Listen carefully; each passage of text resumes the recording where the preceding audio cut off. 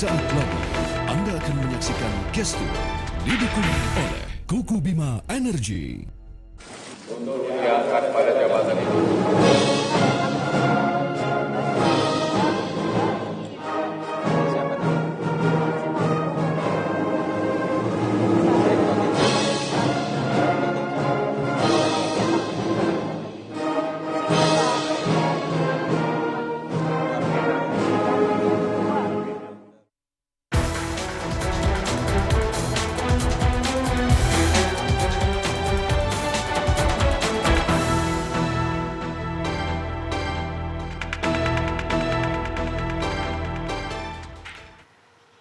Selamat pemirsa, Gestur kembali menjumpai Anda selama 1 jam ke depan bersama saya Sinta Puspitasari. Pada masa pelantikan Presiden Joko Widodo dan Yusuf Kala, kita sering mendengar bahwa reshuffle kabinet akan segera dilakukan.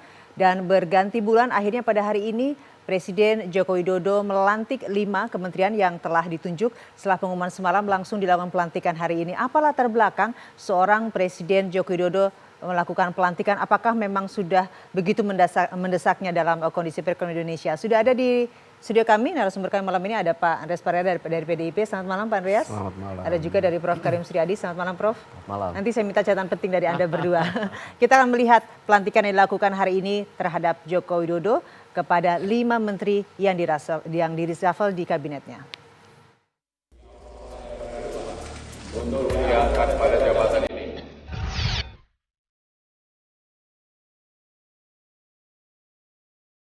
Gembar-gembor, isu reshuffle warawiri di berbagai pemberitaan beberapa bulan terakhir. Presiden Joko Widodo kerap memunculkan sinyal akan adanya perombakan kabinet.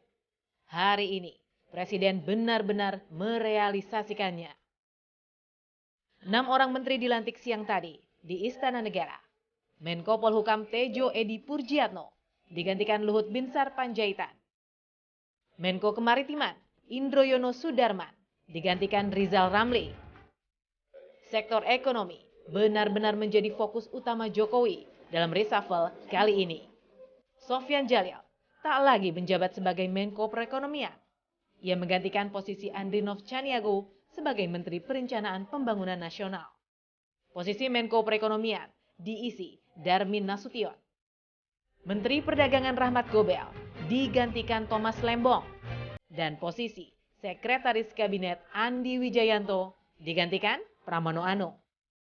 Desakan untuk merombak kabinet muncul antara lain karena kinerja kabinet di beberapa bidang, di antaranya bidang ekonomi dan perdagangan dianggap kurang memuaskan.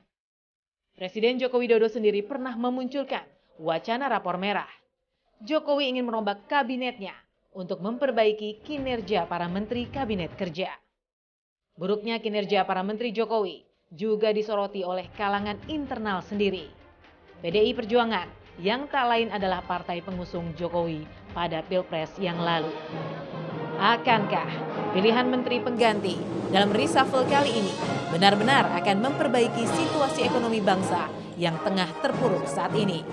Akankah harga daging yang melambung tinggi bisa turun dan kembali membumi? Rakyat menunggu kerja pasti, bukan cuma janji, apalagi mimpi-mimpi.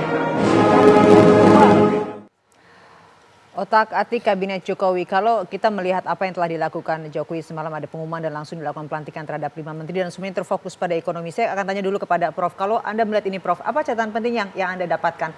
Sepertinya adakah memang kesan mendadak dan langsung dilakukan pelantikan hari ini? Ya, menurut saya bagus itu ya, responsif. Nah, catatan saya kalau saya baca kelima dan 6 yang dilantik ini sebagai wacana gitu ya, sebagai teks, di mana dia menampilkan pengalaman, catatan, prestasi dan sebagainya. Menurut saya lebih baik ya, lebih membangkitkan harapan. Yang di samping yang kedua lebih terasa gitu loh, lebih terasa apanya, Bro? Lebih terasa koneksi kemerahannya gitu. Apalagi di sana ada Mas Pramono gitu ya, yang ya pasti bisa menjadi cliffhanger ya, yang menghubungkan jembatan antara pemerintah ya dengan partai-partai pendukung. Sehingga paling tidak akan mengurangi gitu ya, akan mengurangi kegalauan dari dalam gitu. Jadi mudah-mudahan dengan bertambahnya komposisi merah, ada Mas Pram di sana, panas dalamnya menjadi berkurang gitu ya. Panas dalam Anda terkesan terburu-buru nggak sih? Atau mungkin karena panas dalam itu akhirnya keburu-buruannya segera diwujudkan begitu? Kalau masalah terburu-buru atau tidak, menurut saya malah agak terlambat gitu ya. Sebab kita sudah Terlambat dalam arti kita sering mendengar Ya. reshuffle dan baru hari ini akhirnya dilakukan. bukan hanya itu, karena kita merasa kegerahan itu, penyakit dalamnya itu kegerahannya sudah lama gitu loh. Tapi mungkin itulah timing yang tepat gitu ya. Timing yang tepat. Ya, jadi catatan saya dilihat dari narasi masing-masing orang yang masuk itu nampak lebih menonjol dalam berbagai aspek dan lebih relevan dengan posisinya. Dan kedua lebih terasa gitu ya, lebih terasa merahnya. Gitu ya. Sehingga paling tidak mudah-mudahan mengurangi panas dalam, sehingga lebih sejuk keluar, sehingga bisa fokus menghadapi tantangan dan tekanan global ini gitu. Tetapi kalau ditanya lalu bagaimana prospek, kinerja dan sebagainya, itu bergantung kepada apakah mereka itu bisa klop dengan timnya atau Teamwork tidak. yang sekarang. Ya, sebab seperti halnya pemain bintang sekalipun ketika masuk ke dalam klub baru, Tidak semudah itu ya? tidak semudah itu dan belum tentu menjadi tim yang solid kan gitu. Apalagi ini harus menerjemahkan nawacita. Jadi pada ujungnya adalah apakah menteri yang baru dengan menteri yang lama ini bisa menyatu padankan tentang JPS ini. JPS ini janji-janji Jokowi, program-program sebagai realisasi dari janji itu dan sasaran yang dirasakannya seperti apa. Sebab kita tidak bisa menganalisis secara personal, tidak pula kita analisis secara tim saja, tetapi ini kan sebuah titik-titik pengambilan keputusan. Jadi kementerian dan di luar kementerian kita punya lembaga yang banyak yang menyokong data. Sekarang persoalannya bagaimana data ini diolah menjadi sistem informasi yang bisa menyokong kebijakan sehingga dan ada eksekutornya. Jadi menurut saya kita tidak hanya terfokus kepada 34 kementerian sebab di luar itu ada lembaga penghasil data, informasi, fakta. Sudahkah itu dimanfaatkan dan dikoordinasikan gitu ya? Sehingga ada operator-operator yang bisa bergerak dan dirasakan masyarakat. Kalau tadi Anda katakan ini agak-agak terlambat begitu. Kalau Bang Andreas mengatakan ini time yang tepat atau memang agak terlambat dari PDIP sendiri dengan apa yang terjadi di reshuffle kabinet hari ini? Ini merah bertambah ya Bang ya? Ya, artinya tadi Prof. Karim mengatakan bahwa ada nuansa merah lebih menonjol. kelihatan di situ. Ya ada benarnya juga gitu. Ini dengan komposisi ini sudah oke, sudah puas? Ya paling tidak yang kalau kita lihat di sini artinya Presiden merespon apa yang menjadi aspirasi masyarakat selama ini. Karena persoalan reshuffle ini kan sebenarnya sudah dibicarakan sejak beberapa waktu terakhir ini kalau misalnya Malah sejak pelantikan sudah mulai terdengar reshuffle akan waktu dilakukan. itu beliau sendiri mengatakan akan melakukan evaluasi sehingga kemudian ditangkap oleh para pengamat Adalah termasuk reshuffle. politisi bahwa ini akan ada perubahan-perubahan ya kemudian berujung pada reshuffle hari ini gitu. Nah kalau saya melihat bahwa bukan hal yang sangat mengejutkan gitu dan ini momentum yang tepat artinya sebelum 17 Agustus ini sebelum Presiden menyampaikan pidato kenegaraan khususnya menyangkut anggaran gitu ya karena menteri-menteri ini kan akan bertanggung jawab terhadap penyelenggaraan negara termasuk di dalamnya adalah yang menyangkut ya pelaksanaan anggaran ya yang akan diputuskan oleh DPR bersama pemerintah sehingga dengan demikian para menteri punya waktu yang cukup yang baru ini yang baru masuk untuk beradaptasi dengan lingkungan yang baru dan untuk mempersiapkan untuk menghadapi pelaksanaan anggaran di tahun anggaran berikut gitu.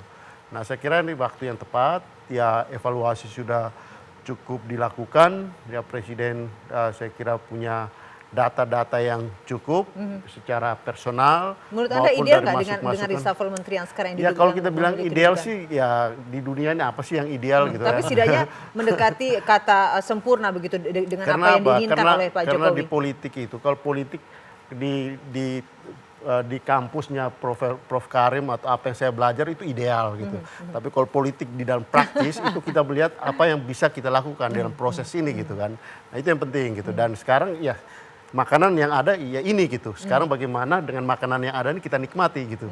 Inilah menu kabinet ini yang ada. Sekarang bagaimana yang ada ini ya ini menjadi efektif untuk kepentingan ya pemerintahan kita ke makanya depan. tadi saya membacanya juga tidak secara personal dalam pengertian yang menggantikan lebih bagus daripada yang diganti dari sisi personal. Tetapi kita lihat pertama catatan itu mendukung kepada kebutuhan tim. Ini kan ada gitu yang menarik ya. loh, tadi Pak Andre mengatakan makanan yang ini lebih enak, ataukah mungkin makanan dulu tidak enak, kalau Anda katakan tadi yang ini lebih bagus, ataukah memang yang dulu tidak lebih bagus, dijawabnya nanti. Kita beri saat lagi di gestur.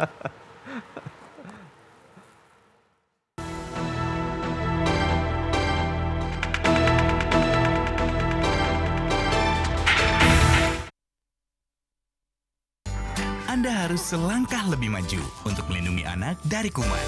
Beralihlah ke Detol. Tingkat perlindungan terdepan yang membunuh 100 kuman penyebab penyakit. Kini Anda yakin. Detol, 100% yakin. Ini energi untukmu, Le. Sing rasa.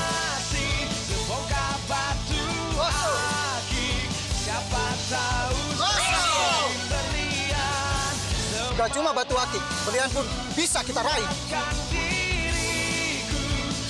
Mana, Le, batu akikmu?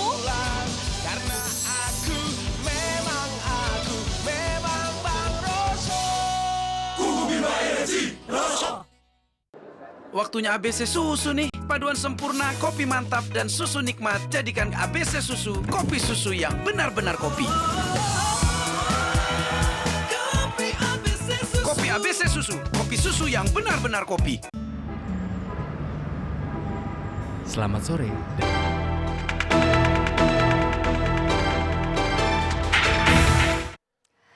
Anda masih bersama kami di Gestur. Kalau tadi sudah ada dua narasumber saya, ada Pak Profesor Karim, juga ada Pak Andreas. Saya juga ada tamu lagi, ada Profesor Roni Niti Baskara. Selamat malam. Selamat malam. Nanti saya akan meminta Anda untuk membaca gestur politik dan juga gestur dari seorang Jokowi hari ini. Tetapi kita langsung menuju dulu ke Teguh Umar di Jakarta Pusat.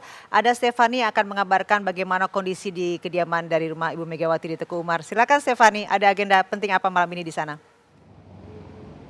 Ya, selamat malam pemirsa. Benar sekali, memang sekitar sore tadi Presiden Joko Widodo sudah melantik beberapa menteri, dan memang entah ada kaitannya atau tidak, kediaman rumah Megawati ini di Ketua Umum Megawati Soekarno Putri PDI Perjuangan ini sudah ramai sejak sore tadi.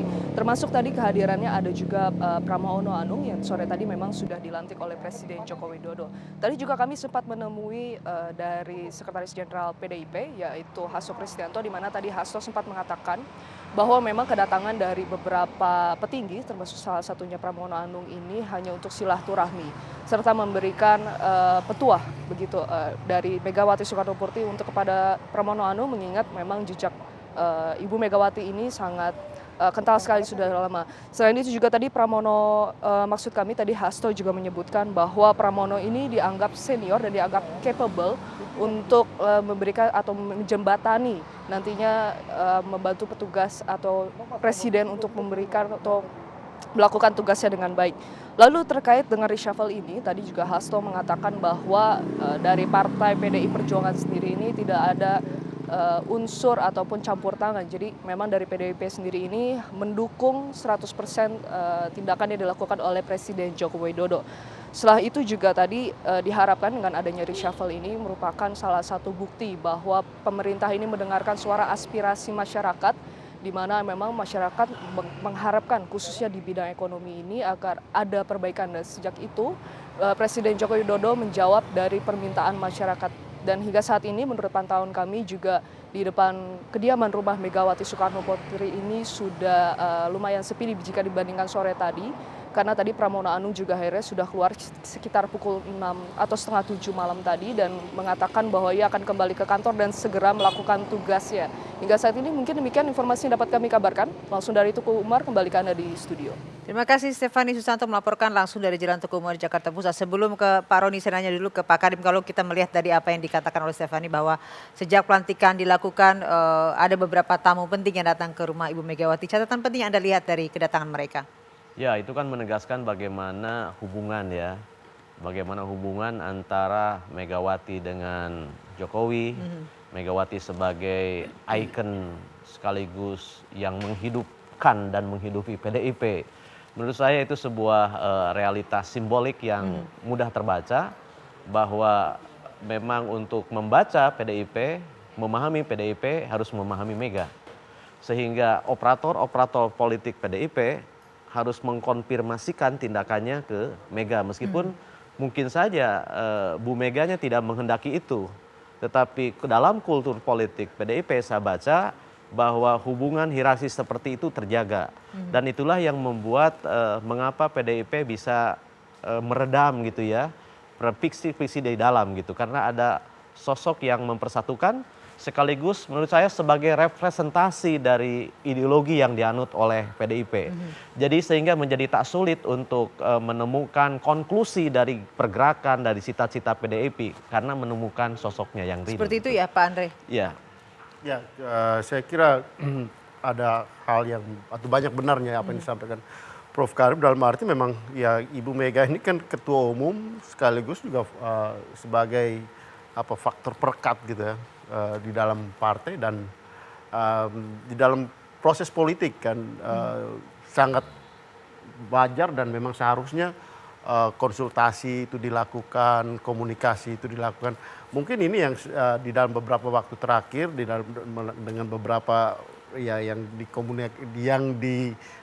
diusulkan oleh PDI Perjuangan tidak terjadi gitu. Saya kira kultur ini harus dibangun kembali dan saya kira Mas Pram adalah figur yang pas dan sudah tepat ya. Dia memahami betul bagaimana Ibu Mega dan juga tentu mengenal Pak Jokowi dan juga bisa menjaga keseimbangan dalam teamwork di dalam kabinet dan beliau juga orang yang cepat menyesuaikan diri dengan tim kerja di kabinet dan untuk itu saya optimis. Gitu. Baik, kalau saya ingin mendengar dari Profesor Roni dengan apa yang terjadi hari ini, bagaimana dengan gestur politik yang terjadi pada otak-atik reshuffle Jokowi ini?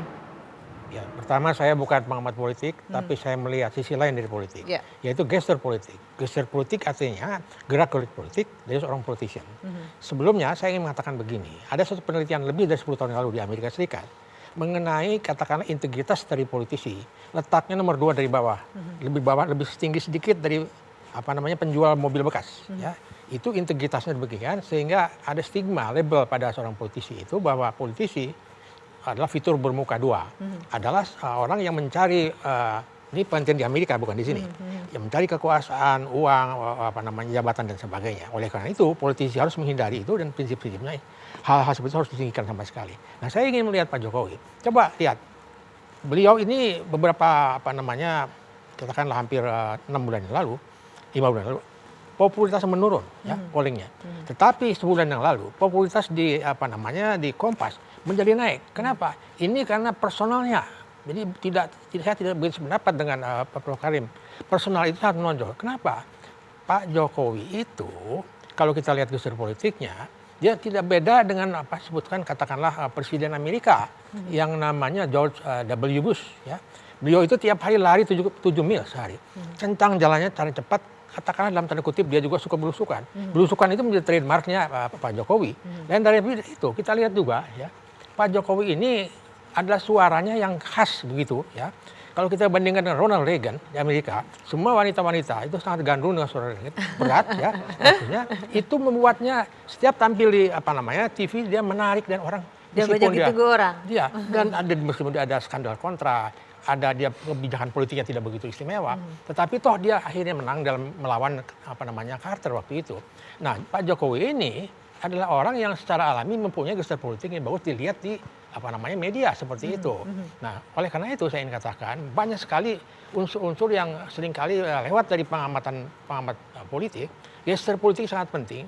Dengan gestur politik tertentu maka dia bisa mengeliminir kekurangan-kekurangannya. Jadi kira-kira seperti itu. Dan saya sebenarnya sudah pernah baca fisionomi dari Pak Jokowi. Beliau itu kalau melihat wajahnya adalah wajah yang tulus. Wajah yang tulus. Ya, saya bukan anggota PDIP, Pak. Saya netral-netral saja. Saya objektif saja sebagai akademisi ya. Dalam arti kan Anda cukup mengikuti sejak tadi malam ya, Prof. Adakah muka yang tertekan, muka yang memang di bawah tekanan atau muka yang memang yang rileks? Gesturnya seperti apa yang kalau Anda lihat dari semalam sampai pelantikan hari ini dari seorang Jokowi? Menterinya atau Pak Jokowinya? Pak Jokowinya. Pak Jokowi tenang-tenang saja. Nah, tetapi mohon maaf, PD-nya sebenarnya tidak begitu tinggi ya. Wajah yang tirus seperti itu dibandingkan mohon maaf Pak Yusuf Kalla, lebar dan sebagainya, ukurannya dari sini ke sini, beli sini, itu PD-nya luar biasa. Ya, nanti saya baca juga menteri-menteri yang barangkali tidak usah semua, saya akan baca itu, bagaimana karakternya masing-masing, dan juga gesturnya kalau ada gerak-geriknya. Jadi Pak Jokowi ini kembali lagi pada hal tadi, sangat tergantung dari unsur-unsur yang dapat dalam gestur politik itu, bisa suara, bisa wajah, bisa rambut. Ya seperti saya katakan pernah ada partai konservatif ya di Inggris kalah oleh partai buruh. Ya karena apa? Karena penampilannya ketua partai konservatif itu rambutnya agak sedikit katakanlah Prof, gundul. kalau kita lihat dari penampilannya seperti ini, ya. apa yang Anda lihat catatan yang penting pada pelantikan hari ini dari gestur bentuk wajah, apakah memang lebih rileks, apakah ada tekanan di sini, kalau Anda lihat seperti apa, Prof? Ya, ini kalau wajahnya wajah biasa saja, ya wajah seperti ini kan sering kita lihat, ya tidak ada tekanan apa-apa menurut saya, ya jadi kalau dikatakan kemudian ada tekanan dan sebagainya, mungkin saja ada permintaan tadi dikatakan ada Ibu Mega dan sebagainya. Tapi penampilan beliau sekalipun tidak segagah katakanlah Pak SBY, ya karena kalau dibandingkan presiden-presiden di Amerika itu George Washington, ya Abraham Lincoln, kemudian juga Ronald Reagan itu kan penampilannya. Nah, beliau meskipun menurut Ibu Mega itu beliau agak krempeng, tapi punya kelebihan di hal yang lain. Saya kira ini yang membuat beliau itu kemudian naik terus, ya tidak mustahil bisa agak memanjang kabinet ini dengan catatan memelihara gestur politik terus-terusan dan bisa tampil di TV dengan gestur politik macam-macam seperti ini. Baik, kalau tadi sudah kita dengar apa gestur politik dan juga gestur dari seorang wajah Pak Presiden, kita melihat pada pelantikan tadi hadir juga Ibu Megawati. Apa yang Anda lihat dari pelantikan ini? Ada Ibu Megawati, juga ada Pak Joko Widodo. Bagaimana Anda melihat dari komunikasi politik di antara keduanya pada pelantikan tadi?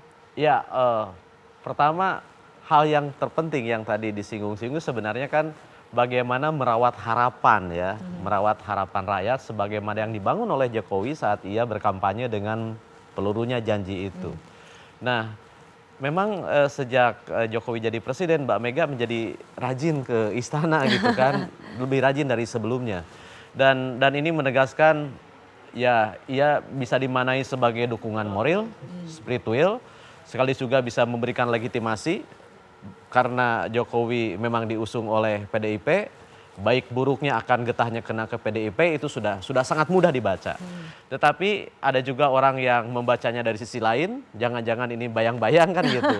Tetapi menurut saya ini harus dibaca secara emik. Dan tentu saja yang bisa membaca ini kalau pendekatannya emik, orang yang menjalaninya gitu kan.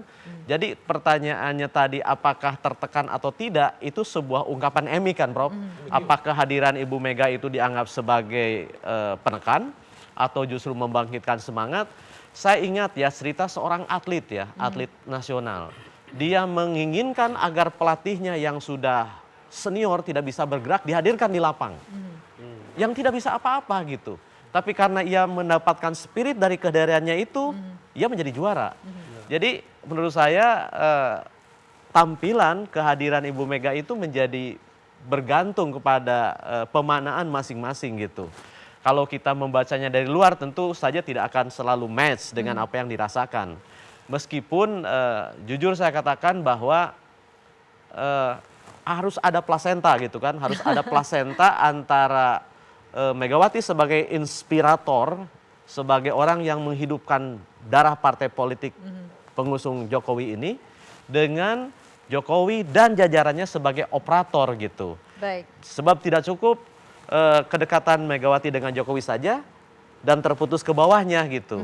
Sebab yang terpenting itu kita akan menilai dari apa yang dirasakan oleh masyarakat hari ini. Ya. Perubahan apa yang ada gitu. Nanti saya akan minta tanggapan dari Pak Andreas, tapi kita harus break sejenak di gestur dan apa yang membuat beberapa menteri yang diganti adalah lebih terfokus pada ekonomi. Kita kembali saat lagi di gestur.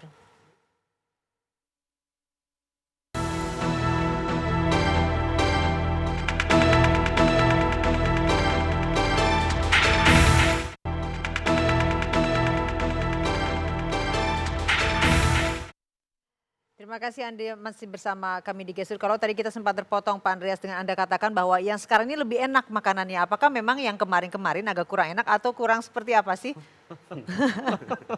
Ya kalau kita menghidangkan yang baru kan seharusnya lebih baik dong. Oh gitu ya. Seharusnya menghidangkan sesuatu itu yang pasti ya, artinya kita harapkan lebih baik, lebih enak. Ya kalau untuk kabinet, ya untuk apa buat reshuffle kalau itu tidak untuk lebih baik gitu kan. Apa sih yang catatan kemarin yang Anda miliki dari Saya kira kita semua mereka? udah tahu lah kalau soal itu. Poin saja lah. Kan kemarin kan soal ekonomi, ya, dan itu sudah dilakukan perubahan. Kemudian soal lingkaran-lingkaran yang menjadi supporting system dari presiden, ya ini sudah ada perubahan. Nah sehingga sebenarnya ya dalam banyak hal kita berharap bahwa ini bisa akan lebih baik gitu.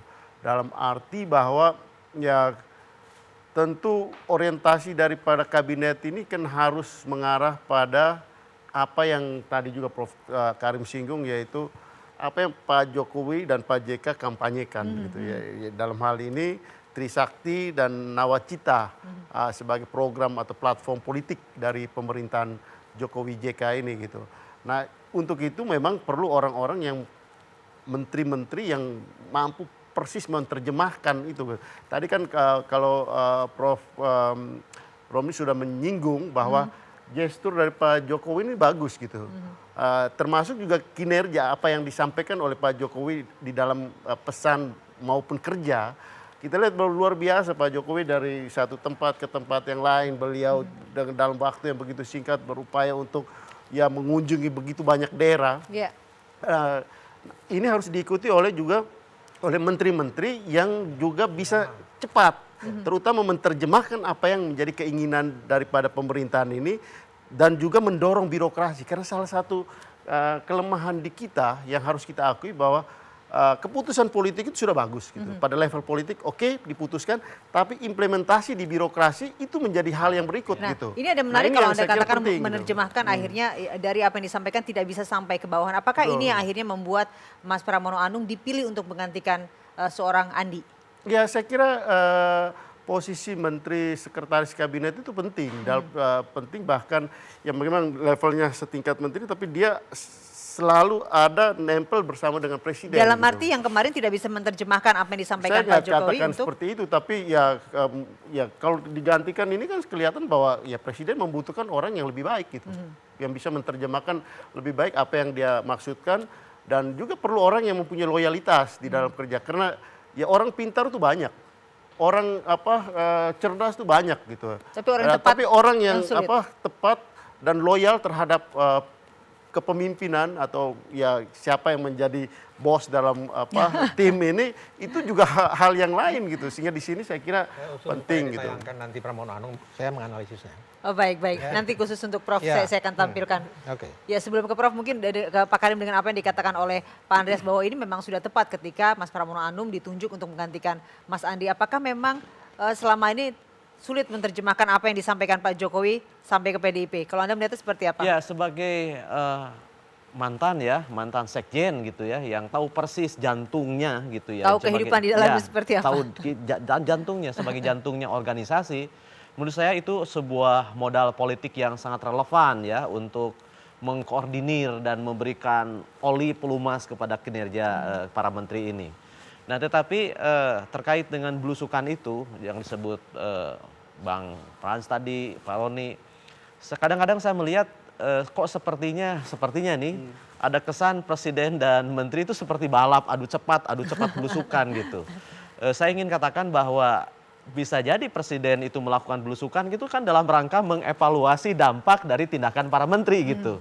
Sehingga kalau menterinya ikut belusukan berlari menemukan itu, lalu siapa yang bekerjanya kan gitu.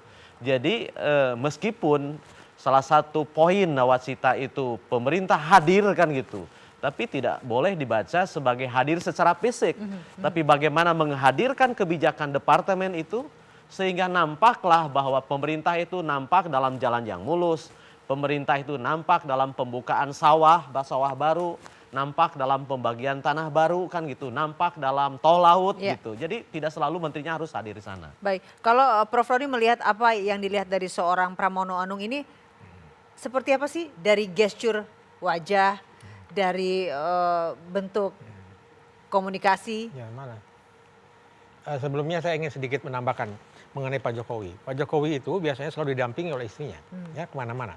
Sama dengan Nancy Reagan menemani Reagan.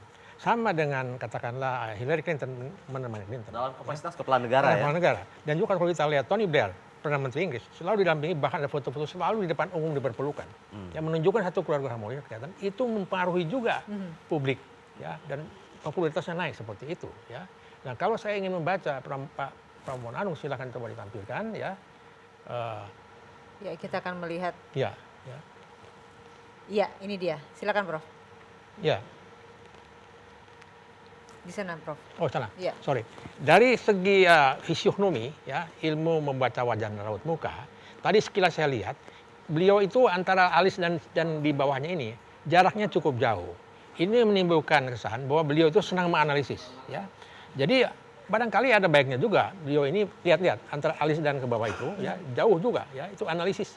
Dan kemudian kalau lihat hidungnya gembung surut, dia gemar menolong orang, ya. Dan dia orang yang sebetulnya nothing to lose, ya. Tipe-tipe, nah ini kelihatan sekali nih, ya, jarak antara alis dengan matanya, ya. Nah, ini tipe yang kalau saja bibirnya ke atas begini, itu adalah optimisme yang ada. Tapi saya belum lihat ini, kelihatannya malah masih ke bawah ke sini. Jadi, dan kemudian juga saya tidak melihat dagu yang seperti yang dimiliki katakanlah oleh Rizal Ramli. Rizal Ramli itu adalah orang yang katakanlah keras kepala, ulet, ya, dan berani, tetapi juga suka membangkang. Tetapi pada saat-saat dia dibujuk pelan-pelan dia mau. Ya, saya juga nggak tahu bagaimana dia masuk di kabinet. Orangnya asalnya kan juga sebetulnya dia tidak begitu, ya, cocok, begitu kan? Nah, ini kenapa? Nah, ini dia. Nah, ini dia. Kita melihat ini dia Rizal Ramli, ya. Lihat, ini dagu-dagu seperti dagu-dagu senang berdebat. Jauhnya apa namanya antara tulang pipi di sini ini dia luar biasa, apa namanya PD-nya dan sebagainya. Nah, dagunya kalau kita lihat dari samping sebelah sini dia orangnya tipe senang berdebat, ya. Nah, orang seperti ini, ya, memang di dalam politik seharusnya dia dipakai tapi harus pelan-pelan bicaranya. Tapi hambatan dari beliau sendiri, katakanlah begitu, nanti jangan-jangan belum apa-apa suka mendebat dan sebagainya. Ini hal seperti ini harus dieliminir. Maka profil dia ini, yang bersangkutan ini harus juga mengerti barangkali apa namanya perilaku dan karakter menteri-menteri yang lain. Baik. Terlebih-lebih beliau harus mengerti karakter Pak Jokowi sendiri seperti itu. Baik. Dia tidak boleh terlalu dominan. Saya kira Baik, seperti Prof, itu. nanti kita akan melihat menteri-menteri yang lain. Tetapi saya mau tanya dulu ke Prof Karim. Ini ada yang menarik dari seorang Rizal Ramli ketika memang kita sering mengetahui, sering sekali mengeluarkan kritik untuk seorang presiden. Dan akhirnya hari ini dilantik menitikan air mata karena terharu. Apa yang Anda lihat dari seorang Rizal Ramli? Menurut saya tidak bisa seseorang itu direkrut atau tidak direkrut karena kritik, ya. Tetapi kalau melihat sejarah, ya, hubungan Rizal dengan pemerintahan sebelumnya, sebutlah zaman Megawati, itu tidak aneh menurut saya. Dan barangkali itu dinilai cocok untuk menerjemahkan bagaimana nawacita dalam bidang ekonomi, kan gitu, ya, dalam bidang maritim, dalam bidang politik dan hukum. Jadi saya tidak melihat dari inilah sebuah tindakan misalnya untuk membuy off gitu, ya, untuk meredam kritik, saya tidak melihat seperti itu, tetapi melihat dari sejarah hubungan gitu, ya, kesejajaran, paralelitas pikiran dan tindakan mungkin itu yang lebih kena gitu, ya. Sehingga ini adalah ditunjuk menjadi seorang menteri kemaritiman di Joko Widodo di kabinet yang sekarang. Cocok nggak untuk seorang Rizal Ramli? Ya, saya katakan tadi saya hanya bisa menilai dari sisi narasi, ya, dari sisi narasi. Narasi yang ia bangun berdasarkan pengalaman, tetapi cocok dalam pengertian apakah ia bisa mendongkrak performa kementerian ini harus kita lihat kerjanya. Sebab meskipun narasi itu bisa dibaca, tapi ya bukan lukisan yang bisa kita lihat lalu kita komentari gitu loh. Jadi harus kita lihat bagaimana sinerginya dengan kementerian yang lain. Tapi kalau melihat sejarah, ya, sejarah pengalaman keterlibatan, banyak hal yang relevan. Gitu. Baik, mungkin kita mengingat selalu bahwa Rizal Ramli sudah mengatakan bahwa seorang Jokowi tidak nawacita. Dijawabnya nanti, ya. Kita akan kembali saat lagi dengan dialog Gestur.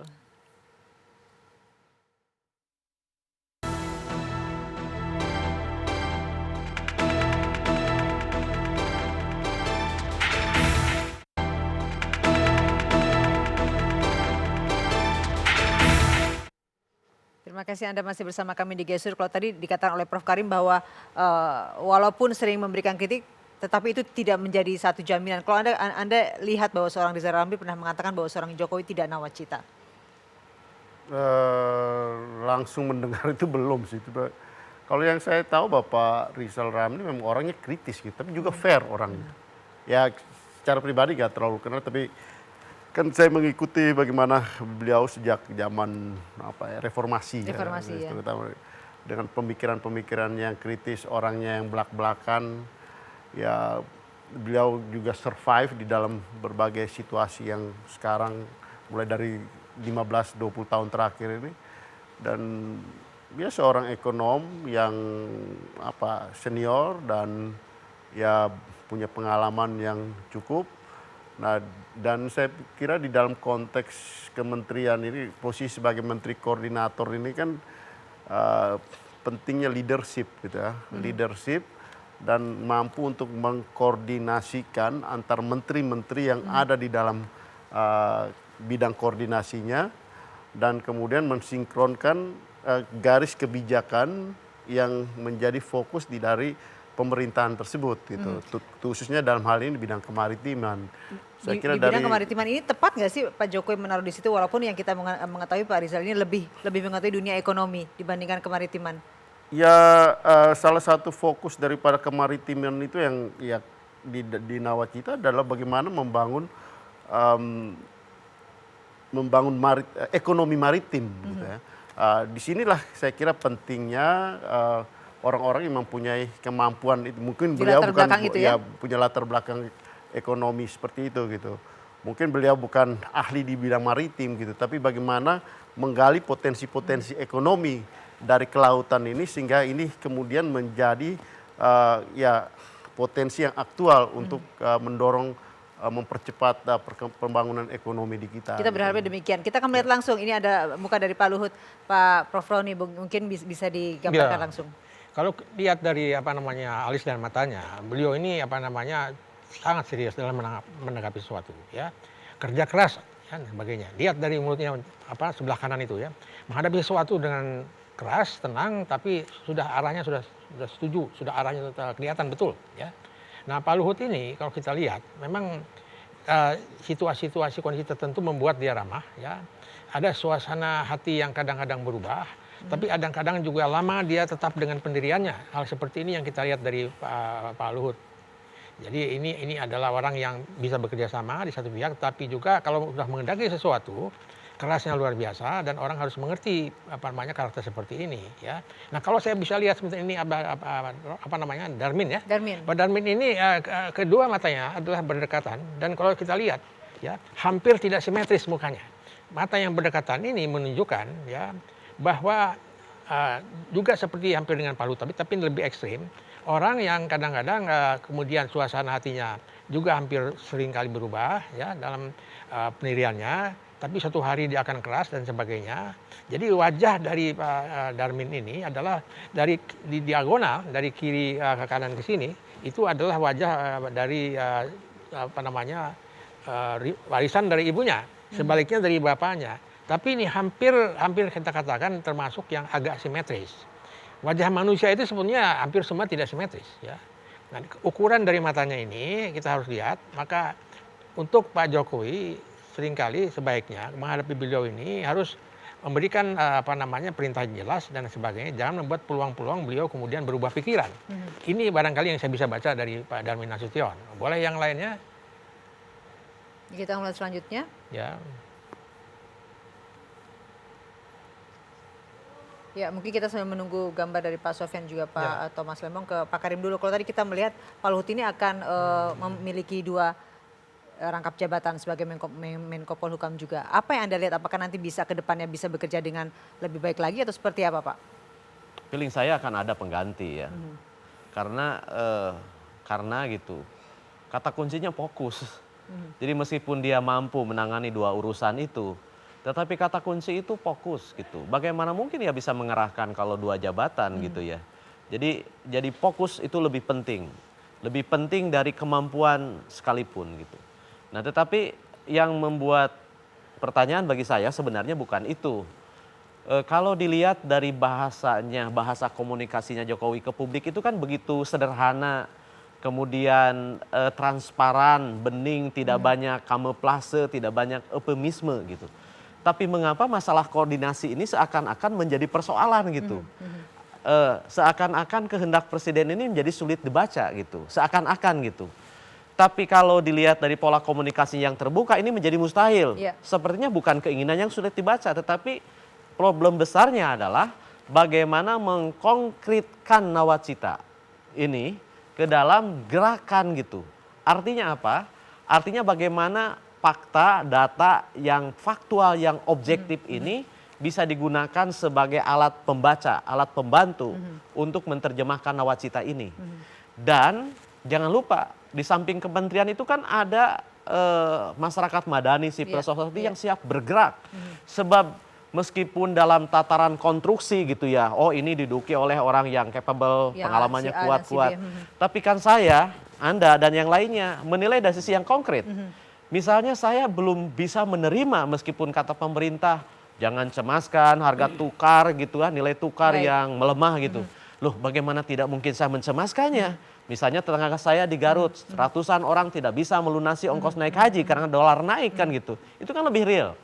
Bagaimana daging sapi bisa langka? Wong di sebelah kita sapi banyak. Jadi artinya terlepas dari eksotika ya, narasi akademis, narasi teoritis dan politis, ada wacana konkret yang harus segera diantisipasi menurut saya. Karena itu akan menyumbang gumpalan-gumpalan kecemasan yang merusak harapan dan Wacana konkret kepercayaan. nanti kita akan bahas itu. Dan kita saat lagi kembali di Gestur.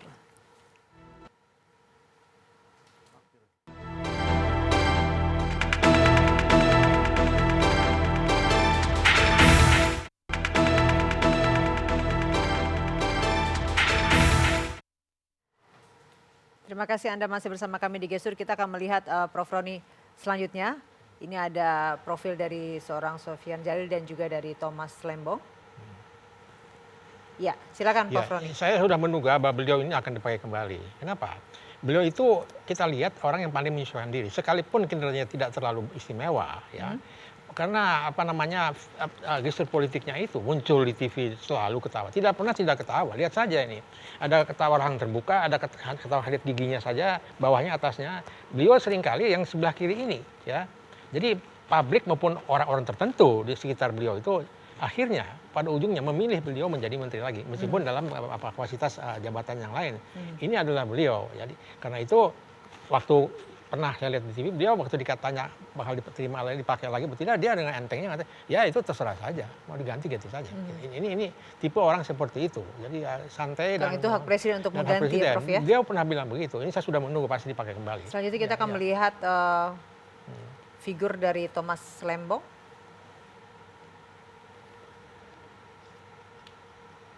Ya mungkin Pak Karim, Thomas ini orang yang sangat korek, teliti, luar biasa, ya. Senyumnya sedikit barangkali ya senyum campuran, blended smile, bukan senyuman yang artinya tulus betul. Ya. Apa sih senyum campuran, Prof? Campuran itu katakanlah yang ada senyum kesedihan, ada senyum kecemasan, ada senyum gembira. Ini karena mulutnya tutup demikian rupa, ini blended smile. Saya tidak bisa tahu. Kalau dia misalnya buka mulutnya saya tidak tahu. Tapi yang jelas ini korek sekali. Saya tidak tahu barang latar belakangnya apa. Korek, teliti terhadap sesuatu dan barangkali dia menerima juga waktu ditunjuk barangkali memikir beberapa saat dan akhirnya mengatakan oke saya terima dan sebagainya. Ini cara apa namanya kalau lihat apa namanya ini apa nih? Ini apa namanya? Kening. Itu keningnya adalah kening yang agak ke belakang sedikit, ya. Jadi bukan yang apa namanya tahap per tahap ya gitu linear, tapi beliau cepat sekali berpikirnya. Nah orang seperti ini memang ini kayak karir managing partner kapital. Orang seperti ini memang dibutuhkan karena berpikiran cepat. Nah, mudah-mudahan searah, sejalan sepikiran dengan Pak Jokowi. Jadi saya tambahkan dengan Pak Jokowi, tadi dikatakan oleh Profesor Karim, beliau kurang terbuka sekali. Sebetulnya tidak juga. Beliau dalam komunikasi silang buaya, kita katakan itu high context culture. Masih ada sindir-sindiran. Beda dengan Pak JK yang low context culture, bicara belak-belak dan sebagainya. Kalau Pak Jokowi masih ada sedikit-sedikit yang disindir-sindir. Itu saya kira. Ini menarik adalah dari kelima menteri yang baru adalah nama dari Thomas Lembong. Kalau Anda melihat sebagai Menteri Perdagangan mampukah akan membuat Indonesia akan lebih baik ke depannya dengan pengalamannya, dengan latar belakang dari seorang Thomas Lembong menjadi Menteri Perdagangan? Ya itu pertanyaan generik gitu. Yang lagi-lagi hanya bisa di-trace ya, ditelusuri lewat sejarah dia gitu kan. Dan banyak catatan gitu yang dibuat orang menunjukkan bagaimana hubungan dia, jejaring dia secara internasional dalam hubungannya dengan para investor. Tetapi lagi-lagi menurut saya terlepas dari bisa tidaknya Jokowi mengambil hati publik gitu ya lewat respon-respon serentak.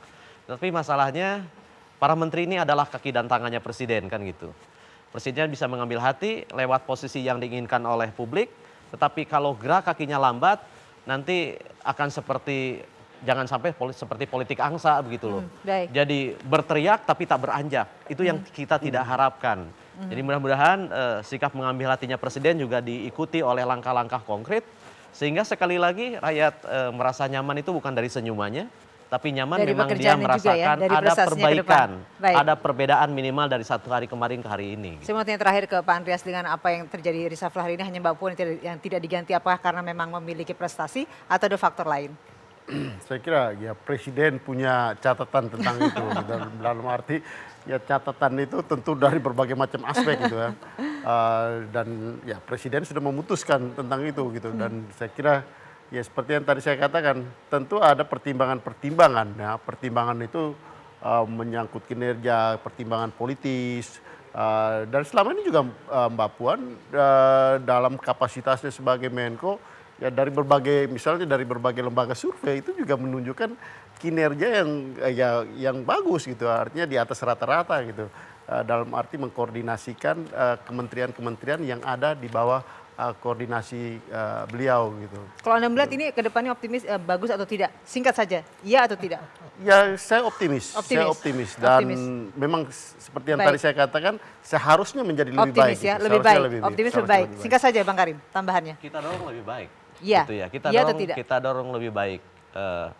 Satu langkah lebih baik. Lebih baik, silakan. Singkat saja Pak. Harus ada gestur politik yang satu sama lain itu saling mengisi. Selama itu misalnya tidak cocok dan sebagainya. Berarti setuju ya? Oke ya ke depannya. Dan harus dipelihara gestur politik mereka. Optimis. Baik, baik. Terima kasih untuk seluruh narasumber saya. Terima kasih Prof. Karim, terima kasih Pak Andreas juga Prof. Roni untuk waktunya. Dan kita akan melihat bagaimana kinerja kerja dari 5 menteri yang ditunjuk dan dilantik oleh Presiden Jokowi hari ini. Terima kasih atas perhatian Anda sudah bersama kami 1 jam di Gestur. Saya Sinta Puspitasari. Selamat malam dan sampai jumpa.